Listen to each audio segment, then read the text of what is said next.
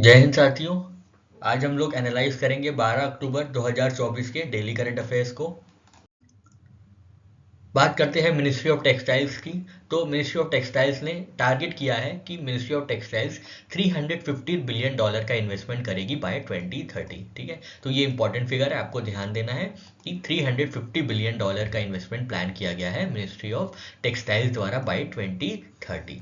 ठीक है, अब देख लेते हैं मिनिस्ट्री ऑफ टेक्सटाइल्स में इंपॉर्टेंट कौन कौन सी स्कीम्स हैं जिसके अंतर्गत टेक्सटाइल्स को प्रमोट किया जा रहा है। तो सबसे पहली जो स्कीम है वो है पीएम मित्र पार्क्स की स्कीम। ठीक है, पीएम मित्र पार्क की स्कीम हम लोग डिटेल में नेक्स्ट स्लाइड में देखेंगे क्योंकि ये काफ़ी ज़्यादा इंपॉर्टेंट स्कीम है। तो इसके लिए ये प्लान बनाया गया है कि 90,000 करोड़ का इन्वेस्टमेंट किया जाएगा इन द नेक्स्ट 3-5 ईयर्स। ठीक है, आने वाले 3 से 5 सालों में 90,000 करोड़ का इन्वेस्टमेंट किया जाएगा, जिसके अंतर्गत 7 पार्क्स को सैंक्शन किया गया है। Each expected to attract 10,000 crore in investment. ठीक है, तो 70,000 करोड़ तो यही हो गया क्योंकि 7 पार्क्स को क्या किया गया है, 7 मित्र पार्क्स को सैंक्शन किया गया है जिनकी लागत लगभग 10,000 करोड़ रुपए है। और इसमें क्या होगा, लगभग 1 लाख डायरेक्ट जॉब जनरेट होंगी और 2 लाख इनडायरेक्ट जॉब जनरेट होंगी। इसके बाद पीएलआई स्कीम लाया गया है, production linked incentive scheme, which targets production of MMF apparel fabrics and technical textiles. ठीक है, तो ये जो प्रोडक्टिव लिंक्ड स्कीम है, प्रोडक्टिव लिंक्ड इंसेंटिव स्कीम है, वो एमएमएफ अपैरल, फैब्रिक्स और टेक्निकल टेक्सटाइल्स को टारगेट करेंगी। फिर नेशनल टेक्सटाइल्स मिशन है, नेशनल टेक्निकल टेक्सटाइल्स मिशन है, जो कि स्टार्टअप को प्रमोट करेगी और रिसर्च को प्रमोट करेगी टेक्निकल टेक्सटाइल्स में। ठीक है, टेक्निकल टेक्सटाइल्स कौन से होते हैं, जैसे जियो टेक्सटाइल्स हो गए, एग्रो टेक्सटाइल्स हो गए, प्रोटेक्टिव टेक्सटाइल्स हो गए, medical defence textiles, sports textiles and environmentally friendly textiles. Recent development क्या हुआ है, अभी हाल ही में पीएम मित्र स्कीम के अंतर्गत प्रधानमंत्री मोदी जी ने क्या किया है, पीएम मित्र पार्क इनॉग्रेट किया है महाराष्ट्र में। ठीक है, अरे सॉरी, इसकी नींव रखी है। ठीक है, फाउंडेशन स्टोन रखा है पीएम मित्र पार्क का, कहाँ पे, अमरावती महाराष्ट्र में। इससे क्या होगा, इससे इंफ्रास्ट्रक्चर फोकस होगा जो कि प्लग एंड प्ले फैसिलिटीज पे डेवलप होगा और वर्ल्ड क्लास इंफ्रास्ट्रक्चर प्रोवाइड करेगा, with plug and play facilities. State level भी अपनी तरफ से सारी सपोर्टिव पॉलिसीज दे रहा है। तो अब हम लोग बात करते हैं पीएम मित्र स्कीम की। तो बात करते हैं पीएम मित्र स्कीम की। ये कब अनाउंस की गई थी, तो 17 मार्च 2023 को, पिछले साल 17 मार्च 2023 को पीएम मित्र स्कीम अनाउंस की गई थी। इसका पर्पस क्या है, PM mega integrated textile regions and apparel. ठीक है, एकदम सारे वर्ड्स जो है वो फिट बैठ रहे, सारे लेटर्स। एम से है मेगा, आई से है इंटीग्रेटेड, टी से है टेक्सटाइल्स, आर से है रीजन्स और ए से है अपैरल। ठीक है, तो ये पीएम मित्र पार्क्स के बारे में ये बात हो गई। क्यों लाया गया है पीएम मित्र स्कीम को, ताकि जो इंडिया की टेक्सटाइल इंडस्ट्री है उसकी कॉम्पिटिटिवनेस बढ़े और उससे ज़्यादा से ज़्यादा निर्यात किया जा सके, ज़्यादा से ज़्यादा एक्सपोर्ट किया जा सके। ठीक है, तो इंडस्ट्री की कॉम्पिटिटिवनेस बढ़ाने के लिए, जो टेक्सटाइल इंडस्ट्री है उसकी कॉम्पिटिटिवनेस को बढ़ाने के लिए, एनहांस करने के लिए और इन टर्न एक्सपोर्ट्स को प्रमोट करने के लिए पीएम मित्र स्कीम लाई गई थी 17 मार्च 2023 को। इसके अंतर्गत कितने पार्क खोले जाएंगे, तो 7 पीएम पार्क खोले जाएंगे। ठीक है, अलग अलग जगहों पे, अलग अलग राज्य में पीएम मित्र पार्क खोले जाएंगे। ठीक है, अब ये 7 जगह कहाँ कहाँ पे हैं, तो ये तमिलनाडु में है, तेलंगाना में है, गुजरात में है, कर्नाटका में है, मध्य प्रदेश में है, उत्तर प्रदेश में है और महाराष्ट्र में। ठीक है, तो ये बात आपको याद रखनी है, 1 2 3 4 5 6 7, ये 7 लोकेशन है, आपको याद करनी है। इसके पीछे की विजन क्या है, इंस्पिरेशन क्या है, तो 5F विजन। आपसे डायरेक्टली पूछा जा सकता है 5F विजन किससे संबंधित है, तो 5F विजन टेक्सटाइल से संबंधित है। Farm to fibre to factory to fashion to foreign. ठीक है, पहले फार्म मतलब एग्रीकल्चरल सपोर्ट दिया जाएगा जहाँ से टेक्सटाइल्स उत्पन्न हो रहे हैं, फिर फाइबर में उनको कन्वर्ट किया जाएगा, फैक्ट्री में उनको अच्छी तरीके से एफिशिएंटली ऑर्गेनाइज किया जाएगा, फिर उनको फैशन में यूज़ किया जाएगा, अपैरल में यूज़ किया जाएगा और उनसे बने हुए कपड़ों को फॉरेन एक्सपोर्ट किया जाएगा। तो ये पूरा 5F विजन है। इन्वेस्टमेंट कितने की है, तो लगभग 70,000 करोड़ की है। अभी हमने देखा था हर पीएम मित्र पार्क को क्या दिया जाएगा, कितना दिया जाएगा, लगभग 10,000 करोड़ का इन्वेस्टमेंट होगा हर पीएम मित्र पार्क पे। 7 पीएम मित्र पार्क हैं तो टोटल हो गया 70,000 करोड़। इम्प्लीमेंटेशन कैसे होगा, सेंटर एंड स्टेट्स मिलके करेंगे, स्पेशल पर्पस व्हीकल सेटअप करेंगे ताकि पीएम मित्र पार्क्स को अच्छे से स्टैब्लिश किया जाए। ठीक है, तो एसपीवी जो है पूरी ओवरसी करेगा implementation of each park project. ठीक है। Financial support up to 500 crore park provided by ministry of textiles to park SPV. ठीक है, तो जो स्पेशल पर्पस व्हीकल्स हैं उनको भी 500 करोड़ तक की इंसेंटिव्स दी जाएंगी। फिर कॉम्पिटेटिव इंसेंटिव सपोर्ट है, साथ ही साथ कॉम्पिटेटिव इंसेंटिव सपोर्ट दिया जाएगा 300 करोड़ पर पार्क, जिससे क्या होगा, जो यूनिट्स होंगी पीएम मित्र पार्क के अंदर उनको इंसेंटिवाइज किया जाएगा फॉर इन स्पीडी इम्प्लीमेंटेशन। ठीक है, तो ये भी एक हिस्सा है, ये भी एक कंपोनेंट है पीएम मित्र का, कॉम्पिटेटिव इंसेंटिव सपोर्ट। साथ ही साथ देख लेते हैं टेक्सटाइल सेक्टर का क्या कंट्रीब्यूशन है हमारी जीडीपी में। तो लगभग टेक्सटाइल सेक्टर जो है 2% टोटल इंडिया जीडीपी में कंट्रीब्यूट करता है और सेकेंड लार्जेस्ट एम्प्लॉयर है इंडिया में। ठीक है, सेकेंड लार्जेस्ट सेक्टर है, जो कि सेकेंड लार्जेस्ट एम्प्लॉयर सेक्टर है in India. First is obviously agriculture. ठीक है, तो ये बात आपको याद रखनी है। नेक्स्ट हम लोग बात करेंगे जमाइका की, क्योंकि अभी जमाइका के जो प्राइम मिनिस्टर हैं वो इंडिया आएंगे। तो देख लेते हैं जमाइकन प्राइम मिनिस्टर कौन है, एंड्रयू होलनेस। एंड्रयू होलनेस जो है ये पहली ऐसी बायलैटरल विजिट है by prime minister of Jamaica to India. तो पहले ऐसे ये जमाइकन प्राइम मिनिस्टर बने हैं एंड्रयू होलनेस, जो इंडिया की विजिट पे है। क्या है पर्पस ऑफ विजिट, ये क्या करेगा, आपसी रिश्तों को मजबूत करेगा, बायलैटरल टाइज को स्ट्रेंथन करेगा, साथ ही साथ ट्रेड और इन्वेस्टमेंट बढ़ाएगा। ठीक है, तो ये पहली विजिट है एंड्रयू होलनेस की इंडिया में। ठीक है, एंड्रयू होलनेस की पहली विजिट है इंडिया में। 4C जो डिफाइन करते हैं India Jamaica relations, culture, cricket, Commonwealth और कैरेबियन। ठीक है, तो यहाँ पे हम लोग जमाइका की फिजिकल और पॉलिटिकल लोकेशन देख लेते हैं। तो जमाइका की जो कैपिटल है वो है किंगस्टन, ये आप देख रहे हैं किंगस्टन जमाइका की कैपिटल है। जमाइका के साउथ में है कैरेबियन सी, तो ये पूरा का पूरा ये क्या है, कैरेबियन सी है। ठीक है, ये पूरा कैरेबियन सी है। और यहाँ पे अगर आप बड़े मैप में देखें तो यहाँ कहीं पे जमाइका है। ये अभी हम लोग बड़े मैप में भी देखेंगे, यहाँ हमने आपको सिर्फ एक उनकी पॉलिटिकल बाउंड्री बताने के लिए यूज किया है ये वाला मैप। तो देख लीजिए यहाँ पे किंगस्टन इनकी राजधानी है और ब्लू माउंटेन पीक यहाँ की हाईएस्ट पॉइंट है। ठीक है, ब्लू माउंटेन पीक याद रखिएगा। ये मैक्रोस्कोपिक मैप है, आप यहाँ से अच्छी तरीके से देख सकते हैं एक्चुअली में जमाइका कहाँ पे है। तो जमाइका ये है पूरा।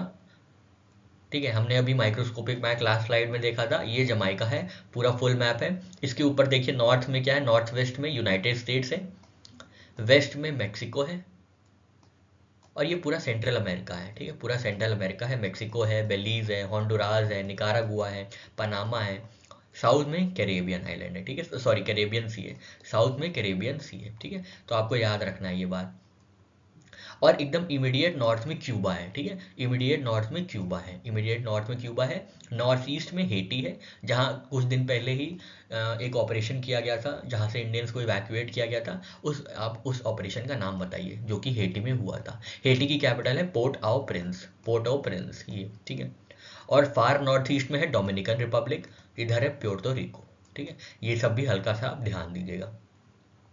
तो ये हम हो गई हमारी जमाइका की पॉलिटिकल कंडीशन की कहाँ कहाँ पे वो किससे किससे बॉर्डर्ड है या किससे किससे सराउंडेड है। तो यहाँ पे हमने देखा ये कैरेबियन सी है, ये जमाइका है, जमाइका के जस्ट ऊपर क्यूबा है, क्यूबा के नॉर्थ में यूनाइटेड स्टेट्स है, जमाइका के नॉर्थ ईस्ट में हेटी है, फार नॉर्थ ईस्ट में डोमिनिकन रिपब्लिक है, थोड़ा सा वेस्ट साइड ईस्ट साइड में पोर्टो रिको है, साउथ साइड में साउथ अमेरिका है, कैरेबियन सी को पार करने के बाद साउथ अमेरिका है, और फिर वेस्ट में पूरा सेंट्रल अमेरिका है, Mexico, Honduras, Belize, Nicaragua, Costa Rica, Panama.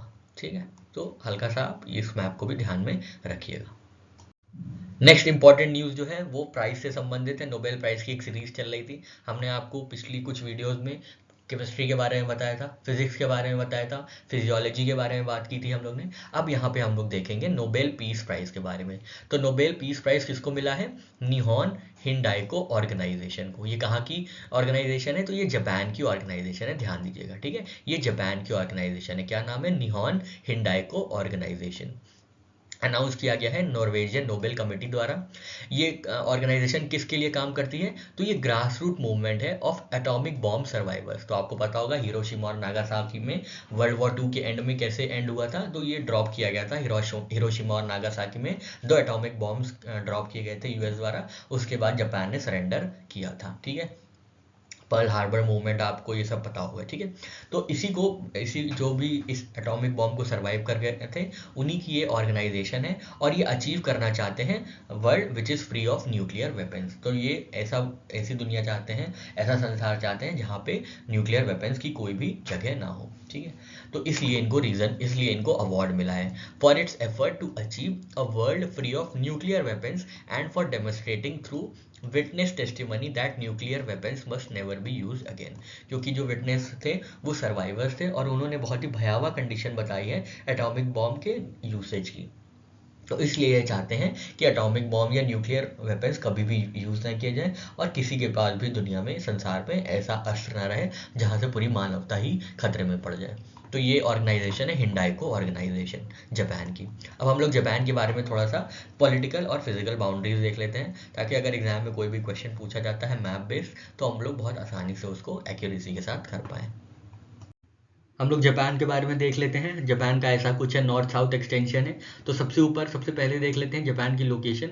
Island country है ईस्ट एशिया में, ठीक है। इधर पैसिफिक ओशन है, ये देखिए ईस्ट में पैसिफिक ओशन है, ठीक है। वेस्ट में सी ऑफ जापान है, जिसको ईस्ट सी के नाम से भी जाना जाता है। नॉर्थ में सी ऑफ अकोस्ट है, ठीक है। नॉर्थ में सी ऑफ अकोस्ट है, जहाँ पे कुछ आइलैंड्स है जैसे डेनकाकू, सेनकाकू, जिससे इनकी रशिया से डिस्प्यूट है, ठीक है। जापान की रशिया से डिस्प्यूट है। सी ऑफ अकोस्ट में कुछ आइलैंड्स है जैसे डेनकाकू, सेनकाकू, ये सब कुछ आइलैंड्स है जिसकी वजह से इनमें डिस्प्यूट है, ठीक है। तो ये बात आप याद रखिएगा। नॉर्थ में इनके रशिया है, देख लिया है हमने। नॉर्थ में क्या है, ये देखिए, नॉर्थ में ये रशिया है। वेस्ट में कौन कौन है, वेस्ट में चाइना है और साउथ कोरिया है, ठीक है। वेस्ट में ये साउथ कोरिया है, और नीचे यहाँ पे ईस्ट चाइना सी के नीचे थोड़ा सा ताइवान है, ठीक है। वो ताइवान है। तो ताइवान जो है चाइना का ही हिस्सा माना जाता है, ठीक है।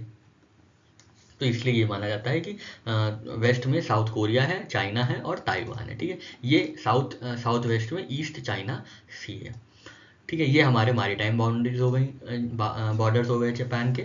जापान के मेन आइलैंड जो होते हैं, कई बार हमारे एग्जाम में पूछे गए हैं कौन कौन से हैं। तो सबसे ऊपर है होक्काइडो, सबसे ऊपर है होक्काइडो, जो कि नॉर्दर्न मोस्ट है। होक्काइडो है, फिर हॉन्शू है, ठीक है। हॉन्शू है ये बीच में, ठीक है, मिडिल में हॉन्शू है, ठीक है। ये सबसे लार्जेस्ट आइलैंड है यहाँ का। फिर शिकोकू है स्मॉलेस्ट, शिकोकू, और फिर क्यूशू सदर्न मोस्ट, ये क्यूशू है, ठीक है।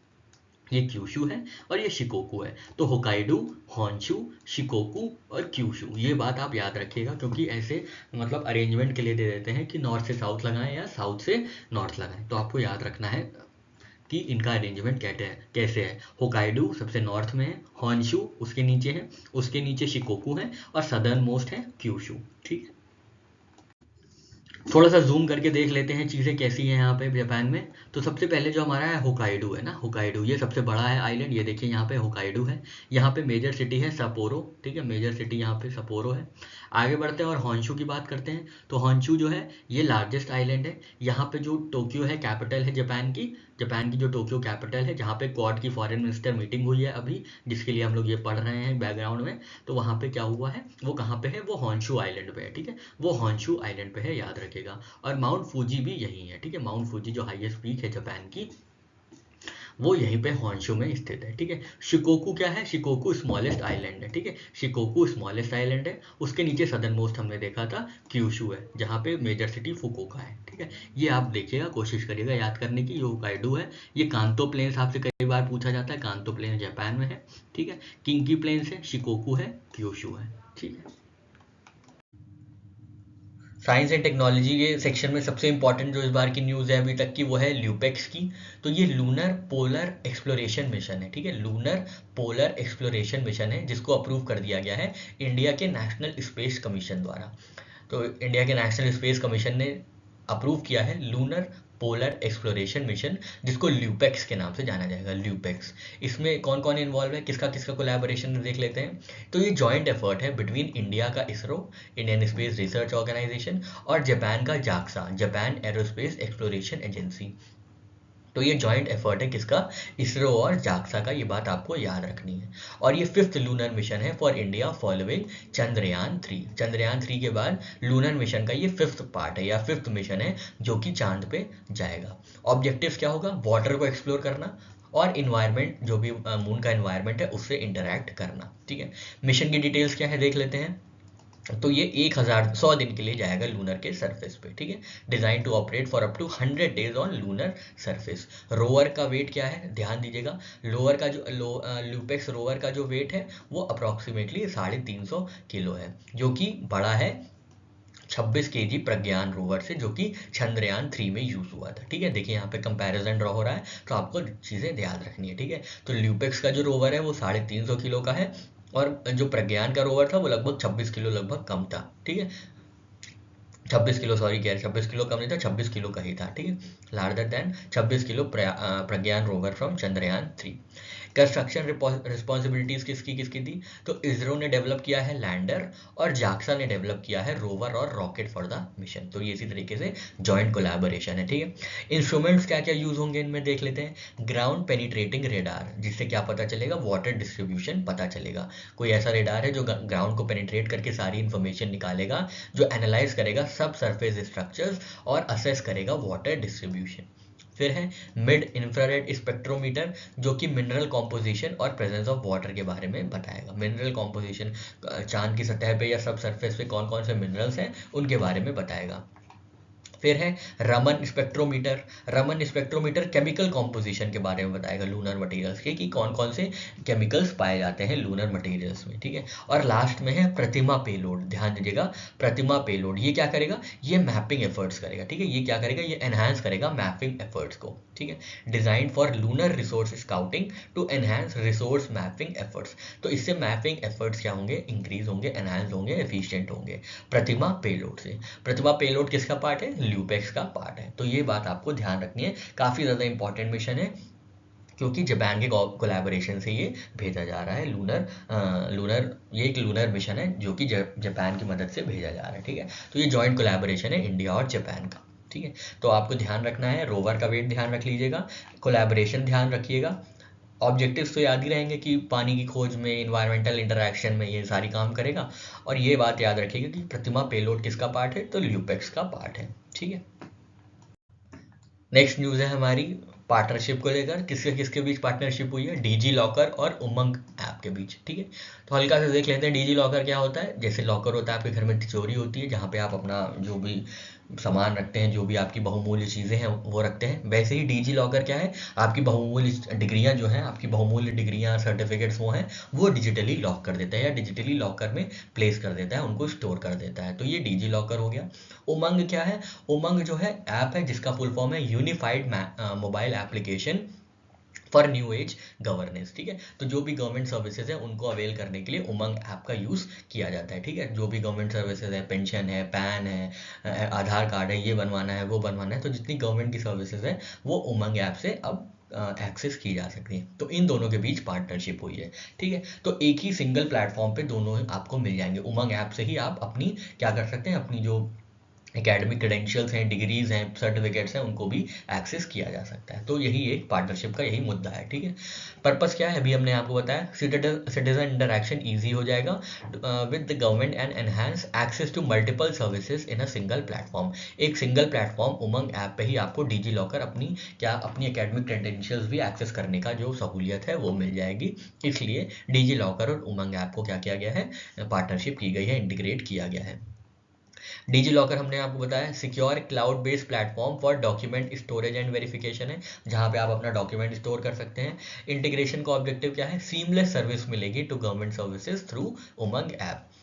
Users can manage multiple government service on unified platform with authenticated documents equivalent to originals, ठीक है। तो जैसे आपको कोई सर्विस अवेल करनी है, जैसे आपको पैन कार्ड के लिए आवेदन करना है, तो उसके लिए आपको 10th की मार्कशीट चाहिए होगी, तो आप पहले उमंग ऐप पे जाएंगे, अप्लाई करेंगे आधार पैन कार्ड के लिए, फिर आप उमंग ऐप से ही डिजिटल लॉकर में जा सकते हैं, जहाँ पे आप अपनी 10th की मार्कशीट या 12th की मार्कशीट या जिसकी मार्कशीट चाहिए वो अप्लाई उसको मतलब अफिक्स कर सकते हैं। इससे क्या होगा, ऑथेंटिसिटी बढ़ेगी और आपका सीमलेसली काम हो जाएगा, ठीक है। तो सिंपल सी बात है यही। उमंग के बारे में बात कर लेते हैं। तो उमंग हमने आपको बताया क्या प्लेटफॉर्म है। तो ये प्लेटफॉर्म है जहाँ पे गवर्नमेंट सर्विसेज को अवेल किया जाता है। ये 2017 में लॉन्च की गई थी, ठीक है। ये कंसोलिडेट किया था major government services into single mobile app, making government services accessible on citizen mobile phones. तो लगभग 650 services from 127 departments across 25 states along with 180 utility bill payment services, more services are in pipeline, ठीक है। तो लगभग 650 services इस single app पे आपको मिल जाएंगी। और अब तो आपको डिजी लॉकर भी मिल जाएगा, जिसके अंतर्गत क्या होगा, अगर आपको आपसे कोई ऑथेंटिकेशन सर्टिफिकेट मांगा जा रहा है तो आप अपना एकेडमिक क्रेडेंशियल्स का ऑथेंटिकेशन सर्टिफिकेशन भी इसमें अपलोड कर सकते हैं, ठीक है। तो ये हमने बात की उमंग ऐप की, 2017 में आया था। किस लिए आया था? ताकि एक ही जगह पे सारी गवर्नमेंट सर्विसेज अवेलेबल हो। बात कर लेते हैं डिजी लॉकर की। डिजिटल लॉकर क्या है? तो हमने आपको बताया था सिक्योर क्लाउड बेस्ड प्लेटफॉर्म है जहाँ पे एकेडमिक क्रेडेंशियल्स हैं, डिग्री है, सर्टिफिकेशंस हैं, कोई और डॉक्यूमेंट है, वो स्टोर किए जा सकते हैं, ठीक है। इसको किसने लॉन्च किया था? इसको लॉन्च किया था ministry of electronics and information technology ने, to provide real time access to electronic documents, aiming to eliminate physical document usage and offer a secure personal space for Indian citizens to store authentic documents, ठीक है। तो physical document usage को कम करने के लिए cloud based service launch की गई थी ministry of electronics and information technology द्वारा 2015 में, जिसके अंतर्गत आप अपने सारे सर्टिफिकेट्स, क्रेडेंशियल्स, डिग्रीज, डिप्लोमा सब अपना एक डिजिटल स्पेस में स्टोर कर सकते हैं। लीगल फ्रेमवर्क कौन सा यूज हुआ था? तो लीगल फ्रेमवर्क यूज हुआ था rule 9A of information technology, ठीक है, रूल 2010, ठीक है। इतना नहीं ध्यान रखना है, बस आपको याद रखना है लॉन्च डेट कब थी, 2015 में। मेन बेनिफिट क्या है? अब डिजिटल आपको अपनी physical documents, physical degree, physical certificates carry नहीं करने हैं। आप बस आपके फ़ोन में मोबाइल ऐप होना चाहिए डिजी लॉकर का, और या तो उमंग ऐप का, क्योंकि आप उमंग ऐप से भी आप अपने एक्सेस कर सकते हैं अपने एकेडमिक क्रेडेंशियल्स या डिग्रीज को। तो बस इतनी सी बात थी, बढ़ते हैं आगे। तो अब चर्चा करते हैं स्टडी इन इंडिया प्रोग्राम से संबंधित जो भी चीज़ें हैं। Study in India programme launched किया गया है international education show Sharjah UAE में, ठीक है। तो international 20th international education show host किया जा रहा था शारजाह यूएई में, वहाँ पे इंडिया ने लॉन्च किया है स्टडी इन इंडिया। वैसे तो बहुत पहले ही लॉन्च हो चुका है, पर वहाँ पे इसलिए लॉन्च किया गया था ताकि इंटरनेशनल स्टूडेंट्स को अट्रैक्ट किया जाए, वो इंडियन यूनिवर्सिटीज़ में आए और इंडिया की position as a global education hub strong हो, ठीक है। तो इसके लिए स्टडी इन इंडिया वहाँ पे लॉन्च किया गया था इंटरनेशनल एजुकेशन शो में। ये कहाँ हो रहा है? ये यूएई में हो रहा है, ठीक है। स्टडी इन इंडिया का प्रोग्राम का मकसद क्या है, ये सारी चीज़ें हम लोग देखते हैं। तो इनका क्या मकसद है? स्टडी इन इंडिया का मतलब ये है कि भारत में पढ़ें। तो भारत में कौन पढ़े? अब जो भारत में है वो तो भारत में ही पढ़ेंगे, जो बाहरी लोग हैं वो भी भारत में आके पढ़ें। तो इंटरनेशनल स्टूडेंट्स को अट्रैक्ट करने के लिए ये प्रोग्राम लॉन्च किया गया था, ठीक है। इसका ऑर्गेनाइजर कौन है? EdCIL, educational consultants India limited, which works under ministry of education, government of India. कितनी यूनिवर्सिटीज़ पार्टिसिपेट की हैं? लगभग 590 यूनिवर्सिटीज़ ने पार्टिसिपेट किया है। मतलब लगभग 590 यूनिवर्सिटीज़ हैं जिनके प्रोग्राम्स ऐसे हैं कि वो अवेल किए जा सकते हैं इंटरनेशनल स्टूडेंट्स द्वारा, ठीक है। साथ ही साथ फी वेवर्स और स्कॉलरशिप भी अनाउंस की गई थी। अब बैकग्राउंड नॉलेज ले लेते हैं, स्टडी इन इंडिया प्रोग्राम क्या है। तो स्टडी इन इंडिया प्रोग्राम नाम से ही समझ में आ रहा है कि मिनिस्ट्री ऑफ एजुकेशन ने लॉन्च किया होगा, ठीक है। मिनिस्ट्री ऑफ एजुकेशन ने लॉन्च किया है, क्यों? इंटरनेशनल स्टूडेंट्स की रीच बढ़ाने के लिए, ताकि जो इंडिया की पोजीशन है एज ग्लोबल एजुकेशन हब वो इंक्रीज हो। कब लॉन्च किया गया था? 2018 में, ठीक है। तो बस आपको इतना याद रखना है, 2018 में ये लॉन्च किया गया था।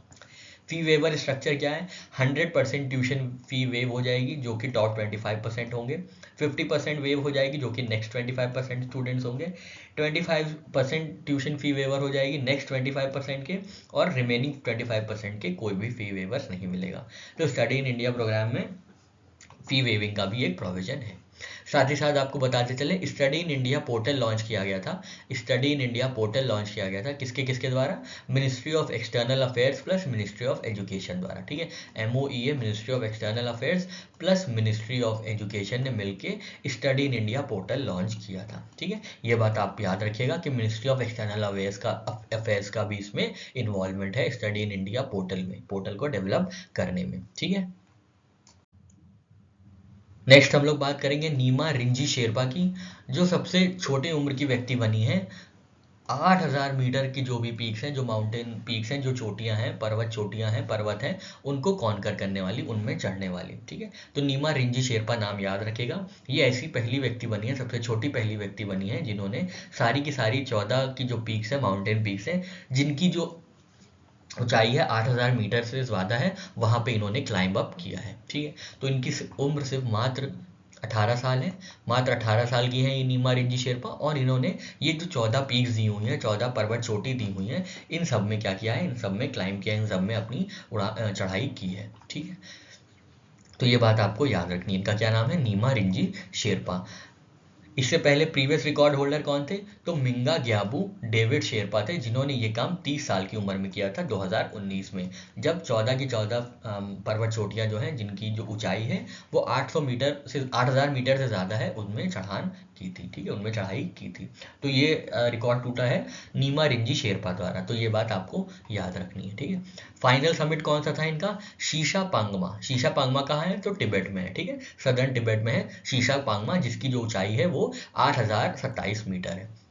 यहाँ पे 14 हाईएस्ट पीक्स देख लेते हैं। तो माउंट एवरेस्ट है, K2 है, कंचनजंगा है, लोत्से है, मकालू है, छोयू है, धौलागिरी, मनसालू, नंगा पर्वत, अन्नपूर्णा, गशरब्रह्म, ब्रॉड पीक, गशरब्रह्म 2, शीशा पंगमा, जो लास्ट में जिसमें लास्ट में कॉन्कर किया गया है, जिसकी ऊंचाई लगभग 8027 मीटर है, 8027 12 मीटर है, इसका कोई एकदम एग्जैक्ट नहीं होता है, ठीक है।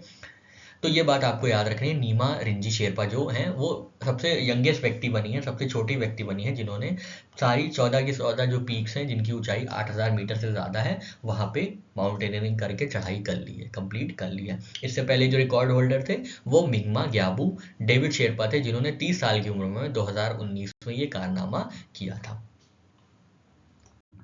नेक्स्ट बात करते हैं बुक एंड ऑथर्स की। तो एक नई बुक आई है जिसका नाम है वॉर, जिसको लिखा है बॉब वुडवार्ड ने, ठीक है। इनके नाम में ही वॉर है, ये देखिए इनके नाम में ही वॉर है, आप आराम से याद रख लेंगे, बॉब वुडवार, ठीक है। डी आप ओमिट कर दीजिएगा, डी मत याद रखिएगा, वुड वॉर याद रखिएगा बस, बॉब वुड वॉर। तो इनके नाम में ही वॉर है, तो इन्होंने बुक लिख ली है वॉर, ठीक है। तो ये कौन है भाई साहब, बॉब वॉर हैं, वेटरन इन्वेस्टिगेटिव जर्नलिस्ट हैं, जिन्होंने रिचर्ड निक्सन टाइम पे जो वाटरगेट स्कैंडल हुआ था उनको अनकवर किया था, ठीक है। तो बात ये आप याद रखिएगा कि वॉर लिखी गई है बॉब वुडवार्ड द्वारा, ठीक है। मनीष तिवारी को अपॉइंट किया गया है as managing director of Nestle India limited. तो आपको याद रखना है कि मनीष तिवारी जो हैं उनको अपॉइंट किया गया है as managing director of Nestle India limited. उन्होंने किसको सक्सीड किया है, उन्होंने सुरेश नारायणन जी को सक्सीड किया है, ठीक है। उन्होंने सुरेश नारायणन जी को सक्सीड किया है, जो कि करंट चेयरमैन और मैनेजिंग डायरेक्टर हैं, ठीक है। मनीष तिवारी कहाँ पे हुए हैं, तो नेस्ले इंडिया लिमिटेड में ये अपॉइंट हुए हैं एज मैनेजिंग डायरेक्टर, ठीक है। तो सिर्फ इतना याद रखना है, बढ़ते हैं आगे। कुछ इंपॉर्टेंट डेज और थीम्स है, देख लेते हैं। तो सबसे पहले 13 अक्टूबर को सेलिब्रेट किया जाएगा international day for disaster risk reduction, ठीक है। और इस बार की थीम है education as a lifeline for youth in disaster risk reduction. International day for disaster risk reduction कब सेलिब्रेट किया जाएगा, 13 अक्टूबर को। और इस बार की थीम क्या है, education as a lifeline for youth in disaster risk reduction, ठीक है। आपको याद रखना है एजुकेशन इन यूथ बस, ठीक है, education in youth for disaster risk reduction, ठीक है, डिजास्टर रिस्क रिडक्शन। आगे देखते हैं, वर्ल्ड माइग्रेटरी बर्ड सेलिब्रेट किया जाता है 2 बार साल में, 11 मई 2024 को और 12 अक्टूबर 2024 को। तो 12 अक्टूबर 2024 जो कि आज है, उनमें सेलिब्रेट किया गया है। इस बार की थीम है इंसेक्ट्स फॉर बर्ड्स, ठीक है, बर्ड्स इंसेक्ट्स को खाती हैं, तो इसलिए इंसेक्ट्स फॉर बर्ड्स ये इस बार की थीम है। फिर 5 अक्टूबर को हम लोग ने सेलिब्रेट किया था world teachers day. Indian teachers day या नेशनल टीचर्स डे 5 सितंबर को होता है, आपको पता होगा क्यों होता है, ठीक है। लेकिन वर्ल्ड टीचर्स डे 5 अक्टूबर को सेलिब्रेट किया जाता है, जिसकी थीम होती है valuing teachers voices towards a new social contract for education, ठीक है। सोशल कॉन्ट्रैक्ट जो टर्म है ये पॉलिटिकल साइंस से आता है। तो valuing teacher voices towards a new social contract for education theme है वर्ल्ड टीचर्स डे की, ठीक है। हल्का सा याद रखिएगा, टीचर की वॉइसेस को वैल्यू करना है, टीचर जो बता रहे हैं उनको वैल्यू करना है, ऐसा नहीं बोलना है कि बस ऐसे ही बोल रहे हैं, ठीक है। तो टीचर की वॉइसेस को वैल्यू करना है। आगे बढ़ते हैं, 1 अक्टूबर 2024 को सेलिब्रेट किया जाता है international day of older persons. International day of older persons, older जो वृद्ध लोग हैं, वृद्धजन हैं, उनके संरक्षण के लिए, उनकी सहायता के लिए international day for older person celebrate किया जाता है। इस बार की थीम क्या है? Ageing with dignity. Ageing with dignity, the importance of strengthening care and support systems for older persons world wide. ठीक है, तो ये बात आपको याद रखनी है, ageing with dignity. Ageing with dignity, ageing क्या होता है? मतलब वो कैसे बूढ़े हो रहे हैं, तो एक डिग्निटी के साथ बूढ़े हो रहे हैं। ठीक है, तो ये बात आपको याद रखनी है। नेक्स्ट न्यूज़ है हरिकेन मिल्टन से रिलेटेड। तो हरिकेन मिल्टन कहाँ पे आया है? ये यूएस का एरिया है, टैम्पा बे रीजन, वहाँ पे आया है, जिसकी वजह से वहाँ पे जो रेजिडेंट्स हैं उनको इवैक्यूएट करना पड़ रहा है। ठीक है, तो कैटेगरी 5 में है, जहाँ पे इनकी जो विंड की स्पीड के डिपेंडेंट होती है हरिकेन कैटेगरी। तो हरिकेन मिल्टन जो है वहाँ उसकी स्पीड है 265 किलोमीटर पर आवर, या 165 माइल्स पर आवर इनकी स्पीड है। आपको स्पीड तो नहीं याद रखनी है, बस ये याद रखिएगा हरिकेन मिल्टन कहाँ पे आया है, तो यूएस रीजन में ये आया है। ठीक है।